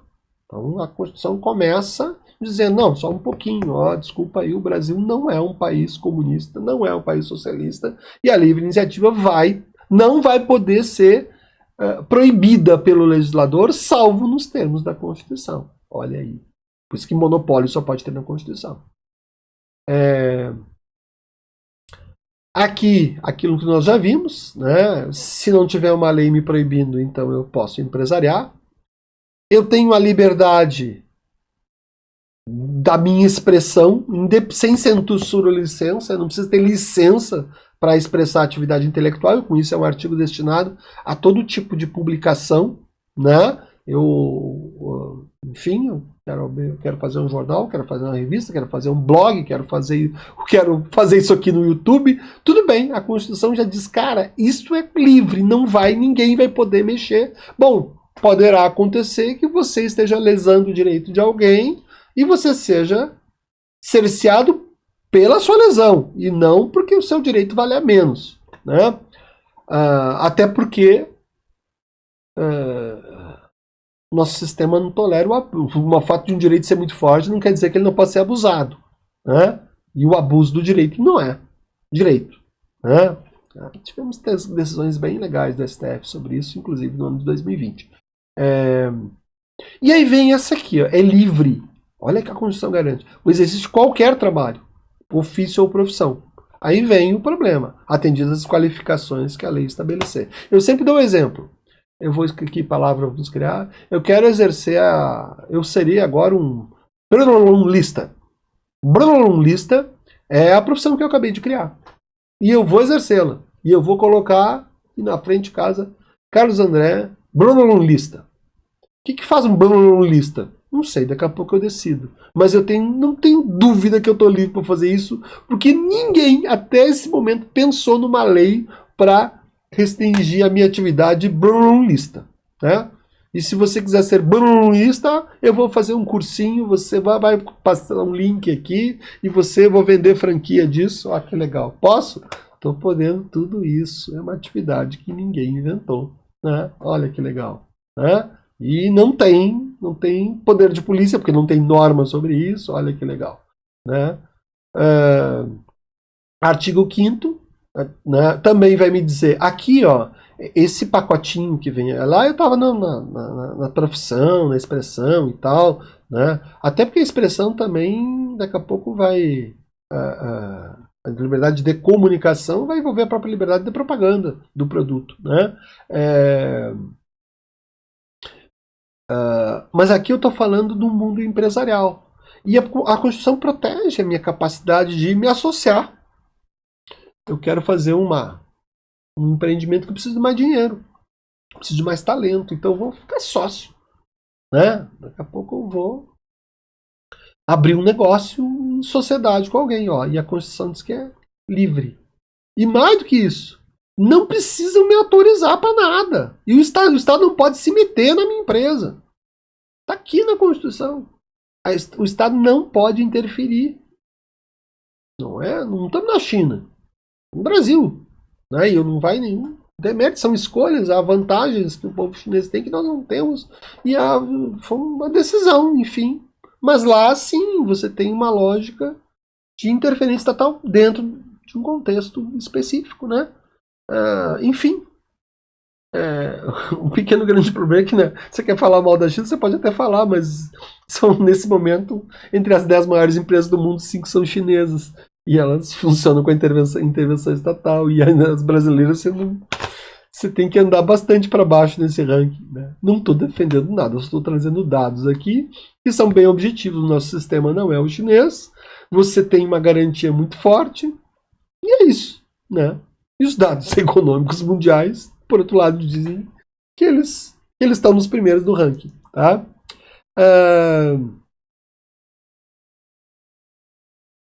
E aí vem, ó, não pode fechar a minha empresa se eu não quiser, enfim, a coisa... E também não pode me obrigar a virar sócio, mas essas aqui são muito fortes, são bem fortes, né? Enfim, lá no direito educacional a gente vê bastante disso, né? Você não consegue... Tanto que uma faculdade não é uma empresa, uma faculdade acaba sendo um nome de uma concessão, justamente porque a empresa chama-se mantenedora e nela o MEC não tem MEC que faça, até porque a Constituição proíbe, né, justamente, né, a interferência estatal em empresas. Isso é outro tema para mais uma hora de aula. Mas fica aqui o spoiler, outra hora a gente conversa sobre isso, se quiser. Bom, e tá aqui, ó, livre concorrência. A ideia é que eu possa concorrer nos termos da Constituição, né? Propriedade privada está garantida aqui, né? Aliás, eu nem puxei do artigo 5º, né, o que diz respeito à propriedade privada. Até fica aqui verbalmente resgatado, né? É que como eu estava focado na liberdade econômica, depois eu vou mexer na questão da propriedade, tá aqui, propriedade, tá? Então eu resolvi focar mais só no que é empresarial mesmo, independentemente de propriedade, porque você pode ter empresa, ser empresarial, ter o próprio serviço, enfim, você não está exatamente a discussão de empresarial, de ter uma empresa que dependa de uma propriedade específica para funcionar, né? Então, não foi falha, não, eu não quis colocar, agora eu me lembrei. Bueno, mas a gente está sempre aberto a pensar várias coisas aqui, né? Tem aqui algo que aparente... Eu até pensei se botava ou não, mas está aqui, ó. Pleno emprego. Bom, pleno emprego é todo mundo trabalhar, então também acho que tem a ver com liberdade econômica, não vou nem destacar. E tratamento favorecido das empresas de pequeno porte, eu vou dizer que é pró-liberdade econômica das empresas brasileiras. Mas não é pró-liberdade econômica geral, porque eu estou favorecendo alguém em detrimento de outro, então a lógica de concorrência ela está indo, né? E aqui está repetido lá o que a gente já viu no 5º. É livre exercício de qualquer atividade econômica. Olha que legal. Aqui é mais do que qualquer empresa, aqui é mais do que qualquer trabalho. É qualquer atividade econômica. Sim, mas como é que eu posso exercer atividade econômica se não for uma empresa ou um trabalho? Ué, você pode juntar dinheiro, né? E é uma atividade econômica. Você bota dinheiro, você aplica dinheiro, você joga, volta para as bolsas, vai lá, desliga o meu, bota no YouTube como aplicar em bolsa, vai ter uma série de meninos e meninas com 15, 20 anos te ensinando como ficar milionário, né? Você vai lá, você vai exercer a sua atividade econômica e você não precisa de autorização para isso, você já aprendeu aqui comigo, né? Ainda, aqui aquela cláusula que eu acho que eu já mexi lá quando falava em empresa pública também, ó. A exploração de atividade pelo Estado, atividade econômica, ela é proibida, como regra. Porque ela só será permitida quando necessários aos imperativos de segurança nacional, conforme definido em lei. Então a regra é a proibição, né? E aqui uma outra regra que é muito importante, né? Pelo menos para o empresário que mexa com... que possa vir a ter a concorrência com o Estado. Se o Estado tiver uma concorrência com uma atividade econômica, o mesmo regime jurídico das empresas privadas. Ou seja, o Estado está ali querendo lucrar do meu lado, então vai ter que pagar o mesmo imposto que eu pago. Né? Essa é a ideia. Por quê?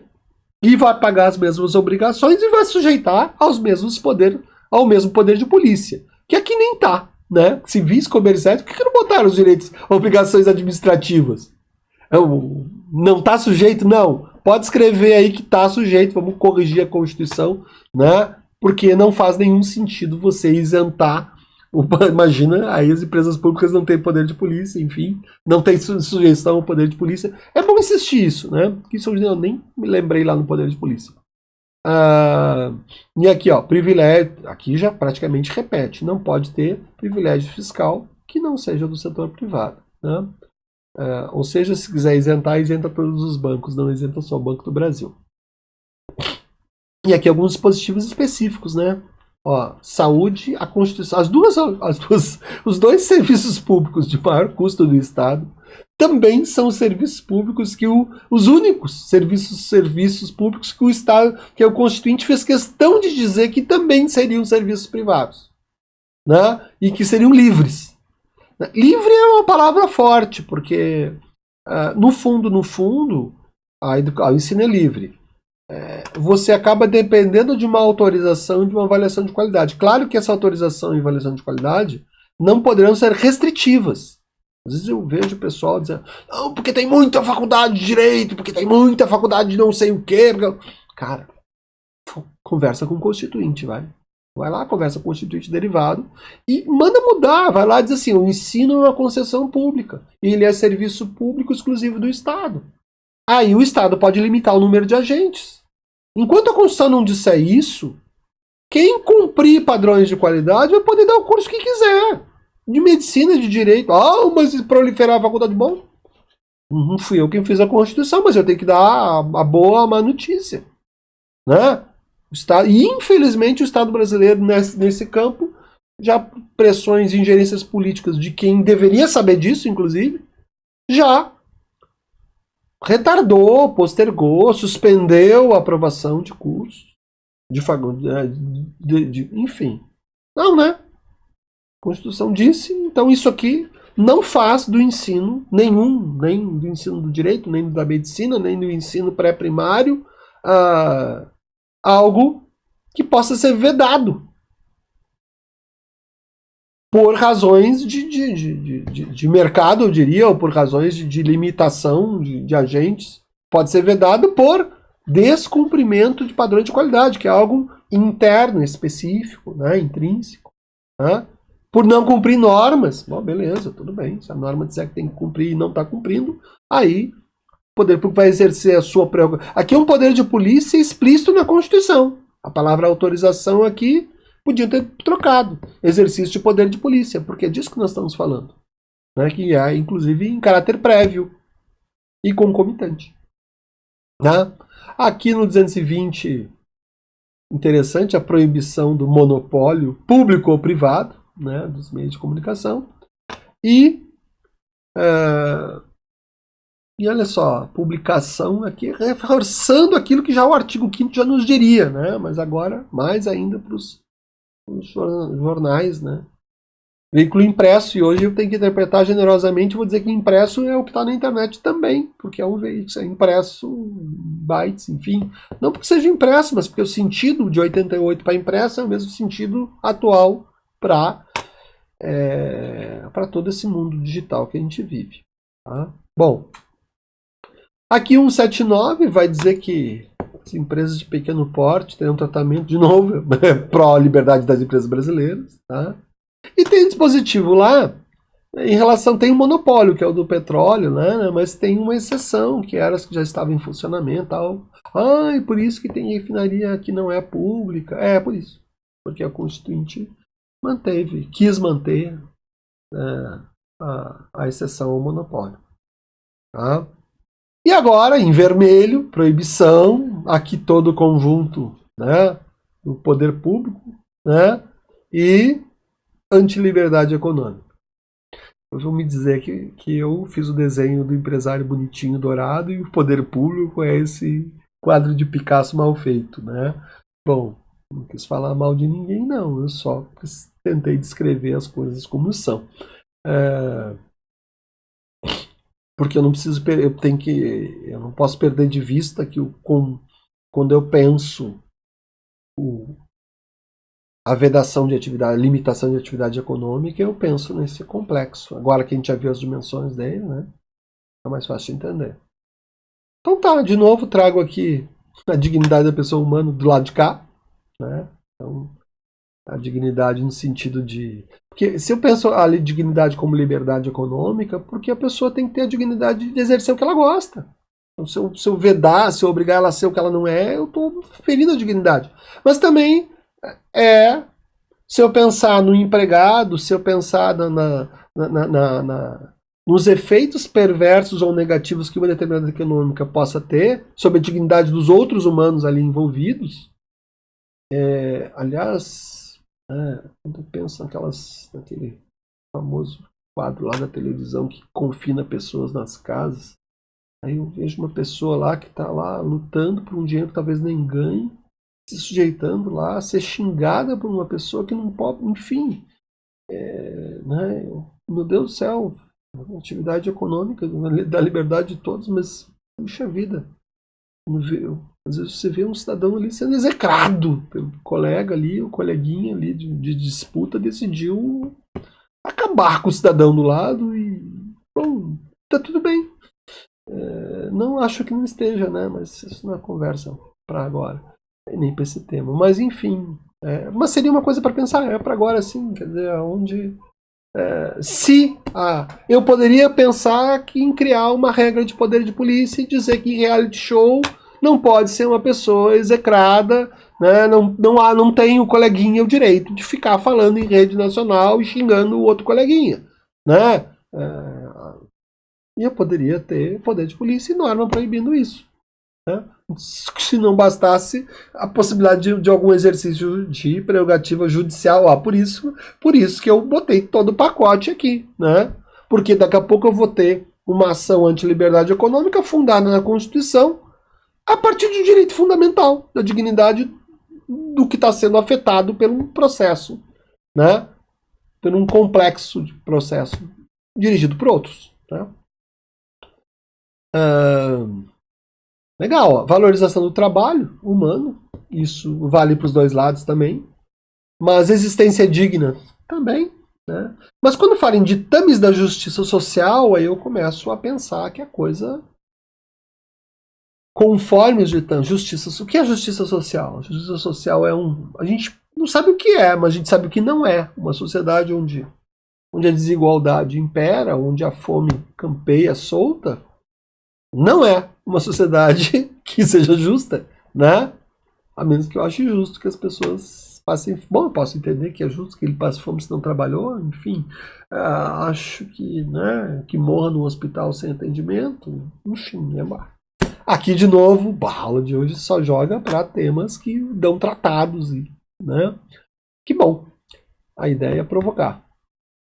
Soberania nacional, né, em nome disso eu vou limitar. Função social da propriedade, uso da defesa do consumidor, defesa do meio ambiente, que tudo isso, né? Isso, se eu quiser forçar até a redução das desigualdades regionais, eu vou fazer benefício para reduzir a desigualdade, eu vou tratar desigualmente, eu vou gerar benefícios para uma região que tornará empreendimentos naquela região mais artificialmente mais competitivos, né? Mas o meu foco é esse, é a ordem econômica. Aliás, o artigo 170 inaugura a ordem econômica na Constituição, né? Que não falei antes, falo agora. O artigo 172 já dá prerrogativa. Como você tem todo um leque muito forte de liberdade econômica e ela não se restringe aos brasileiros, também fala, né, o caput que não se restringe aos brasileiros, tá aqui. A lei poderá disciplinar os investimentos de capital estrangeiro, né, e pode regular a remessa de lucros. Né? A Constituição abriu essa porta, porque se é livre qualquer atividade econômica, seria livre qualquer remessa de lucro. Não, a Constituição, então, cuidado, eu posso jogar um poder de polícia para cá, regulará, ó. Acho que eu economizei os dispositivos constitucionais de poder de polícia. Bom, por isso que eu digo que eles chegam às dezenas, né? Eu acho que eu só trouxe uma.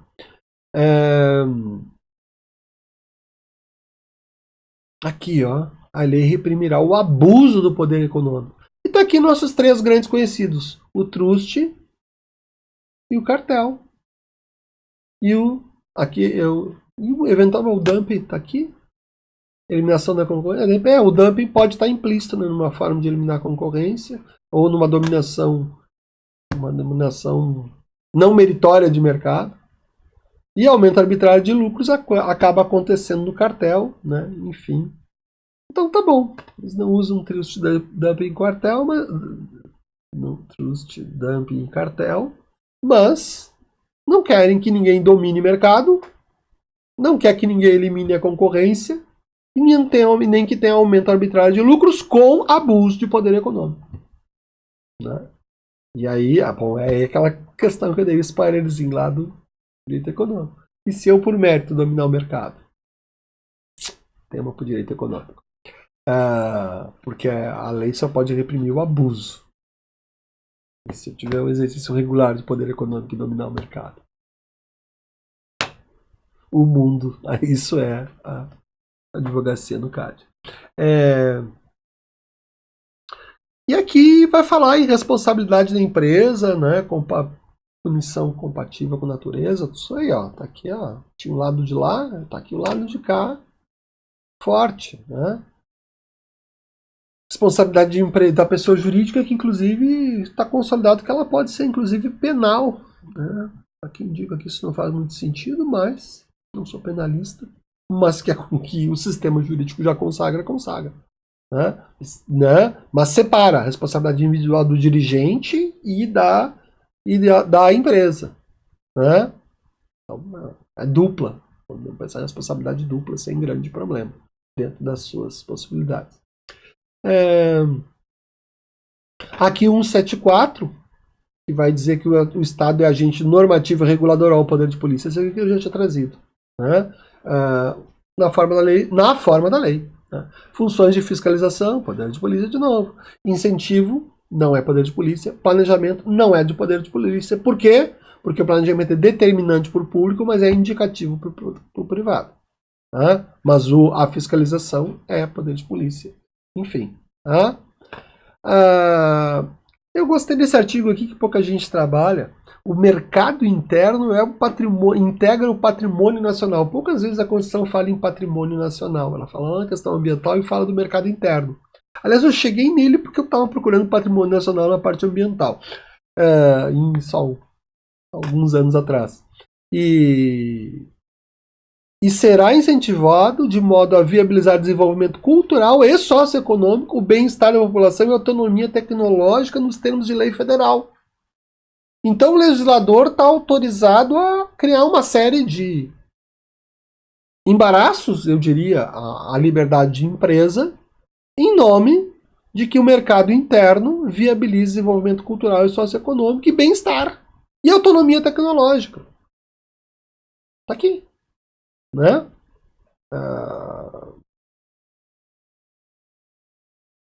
Quer dizer que a Constituição pode me respaldar a impedir o uso de determinados equipamentos e nos obrigar do exterior e nos obrigar a desenvolver no Brasil? Sim. Não fui eu quem disse. Aí será integra de modo a viabilizar o desenvolvimento cultural e socioeconômico, bem-estar da população e autonomia. Melhor, se eu der força para a ideia de patrimônio nacional, eu posso pegar uma norma dizendo isso. Mas talvez, a favor da liberdade econômica, eu dizia que a palavra aqui é incentivado, e se eu pegar incentivo, eu vou dizer que incentivo é determinante para o público e indicativo para o privado. E aí a tese oposta pode ser mais vitoriosa. Viu? Como aqui essa é uma zona de dubiedades, né? É uma zona... Por isso que é um dos temas legais. O direito fica legal quando os dois lados são poderosos. Quando uma coisa é muito óbvia, assim, né? A coisa não fica tão legal. Mas, enfim, aqui eu quero destacar que eu tenho na Constituição a configuração do mercado interno como patrimônio, né? E será incentivado o mercado interno a viabilizar desenvolvimento econômico, sociocultural e bem-estar e autonomia tecnológica. E, bom, no mundo do incentivo, eu vou lá para o mundo do incentivo tributário e eu vou poder, eventualmente, incentivar tributariamente o desenvolvimento da tecnologia nacional e não desenvolver a importação dessa tecnologia, não incentivar, o que infelizmente não acontece na maior parte dos casos. Né? Talvez porque aquela setinha lá do poder econômico internacional sensibilize de uma forma complicada o legislador. E aqui sim, aqui o ápice da antiliberdade econômica, o monopólio da União, né?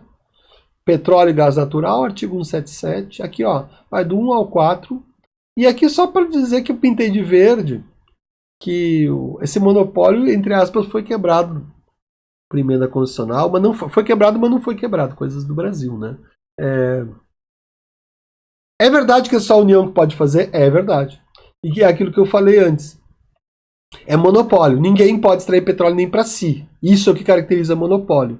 É monopólio. Só ela pode fazer, mas ninguém pode fazer de forma nenhuma.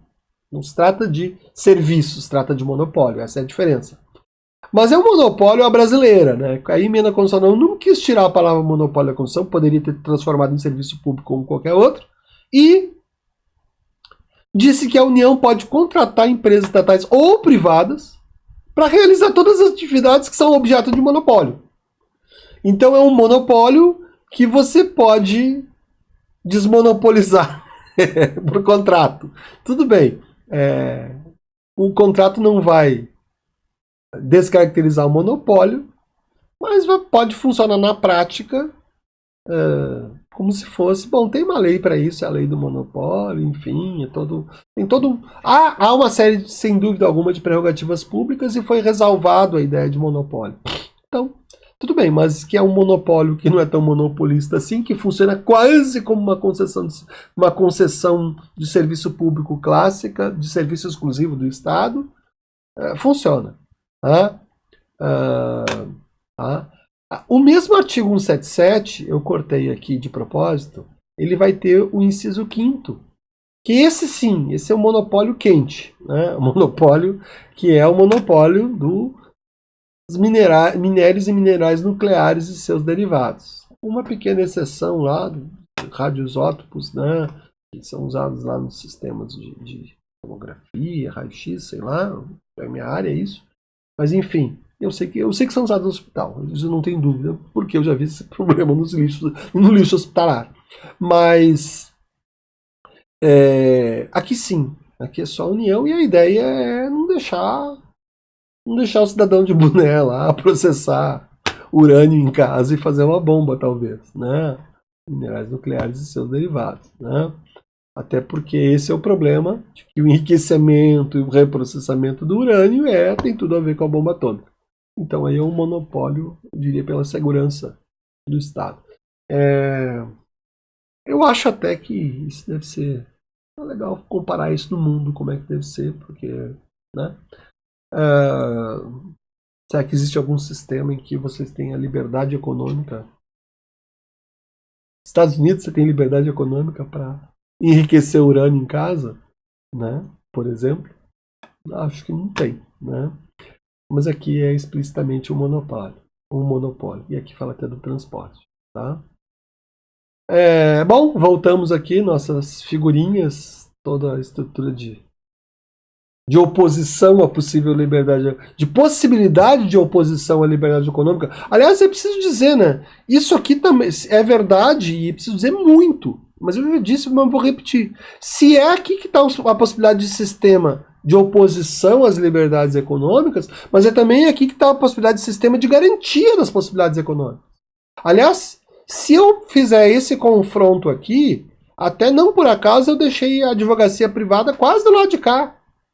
Por quê? Porque o setor empresarial, o setor empreendedor pode muito bem contratar o advogado para buzinar no ouvido do judiciário uma tese e você... vou dar um spoiler de uma. O STF, um determinado município estabeleceu que tinha, não sei se era bancos, acho que era bancos. Essa região tem muitos bancos, então fica proibido estabelecer novos bancos aqui. Mas é claro que o sistema comercial, farmácia fica perto de farmácia, banco gosta de ficar perto de banco, as pessoas vão lá, resolvem sua vida tudo num lugar só. E você, claro, que vai querer captar o cliente que já está ali. E aí aquele município, em nome de uma coisa aparentemente interessante, que era propiciar maior acesso de bancos a outros lugares. Não, banco agora lá no centro não mais, agora banco só nos bairros. Isso foi para no STF. Não vou dizer, estou chutando bancos, tá? Não lembro se foi. E foi parar no STF, e o STF diz assim: é vedado ao poder público municipal, no exercício da competência constitucional, que ele tem lá do artigo 30, de ordenação do uso do solo urbano, criar esse tipo de distinção. Se pode ter um banco, pode ter todos. Você não pode criar. Se pode ter um lugar vendendo... Se pode ter um bar, pode ter todos. Você não pode decidir que não pode ter mais bares ali.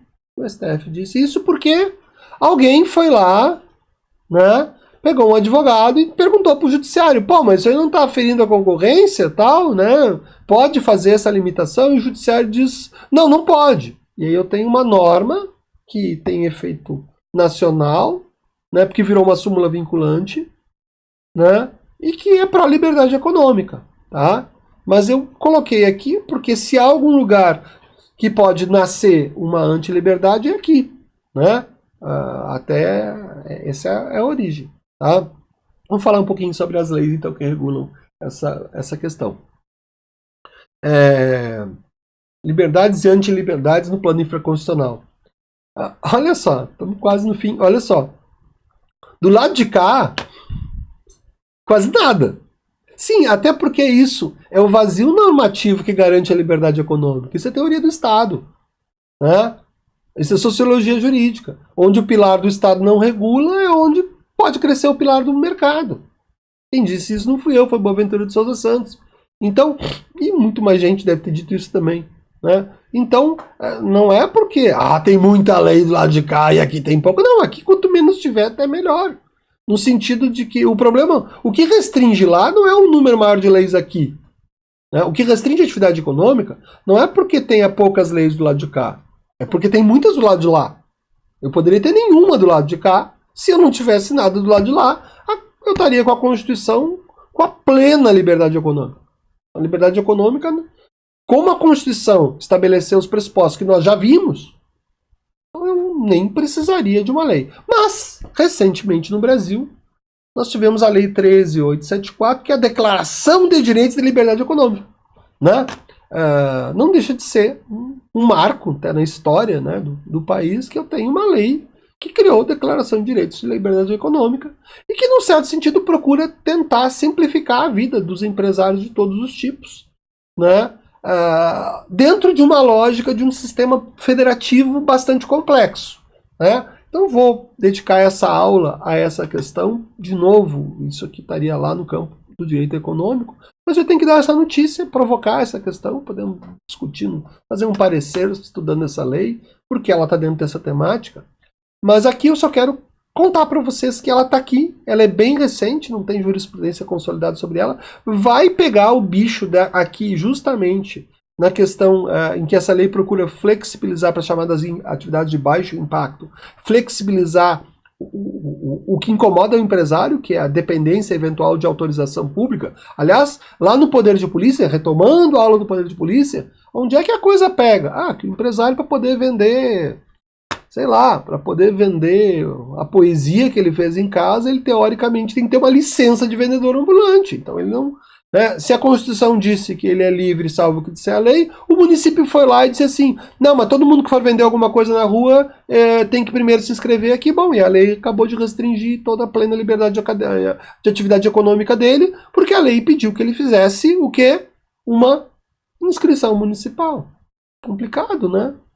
Então, porque eu quero policiar, eu não quero que coloque, que tem razão, imagina... Depende, o cara vai vender maconha na rua, não, né? As pessoas até vendem, mas não com licença pública. Então o poder público vai lá e cria um poder de polícia para saber o que o cara está vendendo. Mas enfim, só para retomar, e essa lei, uma das questões é essa, porque você quer garantir essas liberdades econômicas por uma lei federal, num contexto em que o poder de polícia se dá em nível, e aí a lei faz algumas equações bem interessantes, mas não vamos gastar com ela, fica só os spoilers aqui. Num contexto, mas só repetindo, num contexto em que você tem 3 tipos de entes federativos com poder de polícia, com fundamentos constitucionais para exercê-los, e para exercê-lo com plenitude, né? Ou pelo menos com alta intensidade.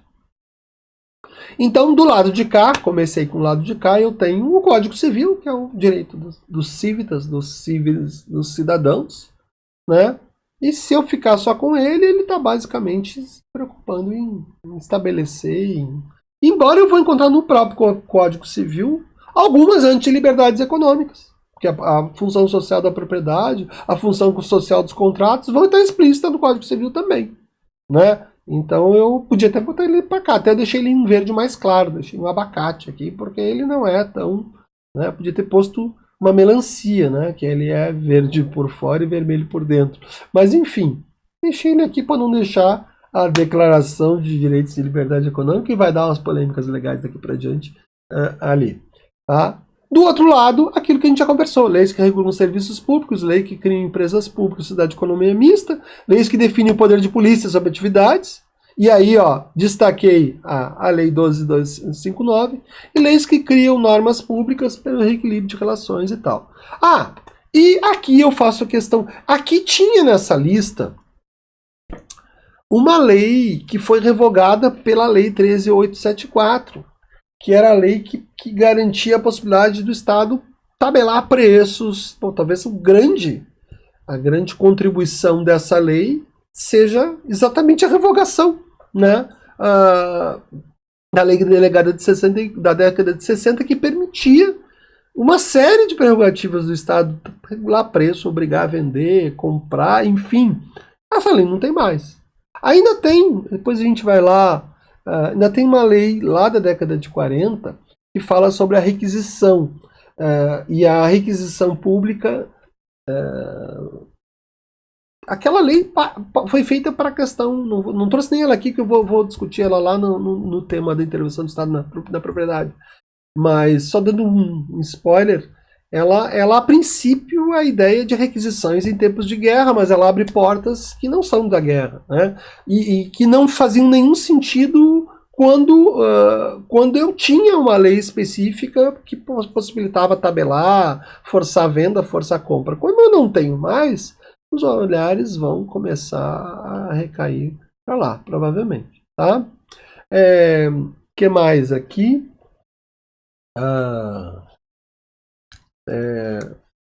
A lei da Covid. Né? Isso aqui. Só vou dar justamente a lei essa que foi revogada, é a lei delegada 4. Tá? Eu estava me fugindo aqui, não vamos. Já que eu falei dela, vamos dizer, lei delegada 4 de setembro de 62. Tá? Que dispunha sobre a intervenção no domínio econômico para assegurar a livre distribuição. Vejam, então é uma lei feita para intervenção no domínio econômico mesmo. Não tem mais, foi revogada. Tá? Mas porque senão ela estaria aqui. E eu só não coloco a da requisição aqui porque eu vou mexer com ela depois. E porque o foco dela é a intervenção da propriedade. É a requisição de propriedade. E não. Depois a gente vai ver. Quando eu mexer com outro. Eu estou separando, né? Fui do poder de polícia. Agora eu coloquei ele dentro desse quadro. Mas no fundo, eu vou ter dois tipos de restrição do Estado sobre os pilares do liberalismo. Sobre a atividade econômica e sobre a propriedade. Às vezes, tu não vai nem conseguir distinguir qual exatamente está em foco. A gente vai tentar ajudar vocês a fazer a distinção, mas no outro tópico. Né? E às vezes vão acontecer as duas coisas. Está sendo limitado o uso da propriedade e a atividade econômica. Porque é muito comum que o poder de polícia acabe fazendo isso. Tá? Mas eu vou me fazer minha última referência, a Lei 13.979, que é a lei da Covid. E por que eu estou fazendo referência a essa lei? Porque essa lei federal fixou prerrogativas. Se ela não houvesse, talvez essas limitações viessem decorrer das decisões judiciais. Por que eu digo isso? Porque o ano 2019, essa lei ela veio e deu muita prerrogativa pública para parar tudo. Né? Então, deu uma consultoria para o empresário. Pode o poder público mandar fechar tudo? Pode. Em nome da Covid? Pode. E quando perguntado o STF sobre isso, diz que tem autonomia, não pode a União, porque onde é que deu o conflito? Lá por maio, o governo federal, acho que, sei lá, essa lei 13.979, ela tem uma coisa muito interessante. Ela foi criada numa semana, sabe? Tipo assim, ela é assinada pelos ex-ministros Moro e o ex-ministro da Justiça, da Saúde, né? Não é o Pazuello, é o primeiro-ministro, vou até pegar aqui, lei 13, ela vem por 979, vamos ver por que ela vem assinada, olha só. Ela vem assinada pelos dois ministros que não são mais ministros do governo federal, tá? Mandetta, né? Não precisei puxar a lei, mas eu vou até olhar se tem mais alguém assinando. Sérgio Moro assina Bolsonaro e Henrique Mandetta. Justamente os dois ministros que viraram desafetos do presidente, ou pelo menos que ele passou a não querer mais trabalhar. foram demitidos, né? Demitida não é a palavra, mas vamos lá, né? Só para lembrar que nossos temas. Mas enfim, aí o governo federal começou a querer criar a lógica de que haviam atividades essenciais e essa lista de atividades essenciais não poderiam ser proibidas, fechadas, interferidas pelos municípios. Isso foi parar no STF. E aí foi com o STF e disse, não, só um pouquinho. A prerrogativa da defesa de saúde, não só por conta da Lei 13.979, como do artigo 23 da Constituição Federal, ela é compartilhada entre os entes federativos. Sim, então sim, a autoridade pública pode restringir atividades em nome da problemática da pandemia. E qual autoridade pode? Qualquer das três. Qual a proibição que vai valer? A pior. Se a União mandar fechar às 9 e o município mandar fechar às 6, vai fechar às 6. E às 6 contempla às 6 e às 9. Ou seja, mas deu o bom disso é que a lei nasceu rápido, por isso que eu digo que talvez quem assinou não tenha... O presidente que assinou, que veio a brigar justamente pelo exercício dos dispositivos dela, talvez naquela correria não tenha parado para olhar com calma o poder que ela trouxe. Mas o poder é muito forte, é muito grande. Né? E, claro, porque a problemática da Covid é muito grande também. Mas enfim, então essa lei também vale para a gente, de repente, trabalhar algum parecer, então fica aqui um outro spoiler bem interessante. E por hoje era isso, tá? Até nosso próximo encontro.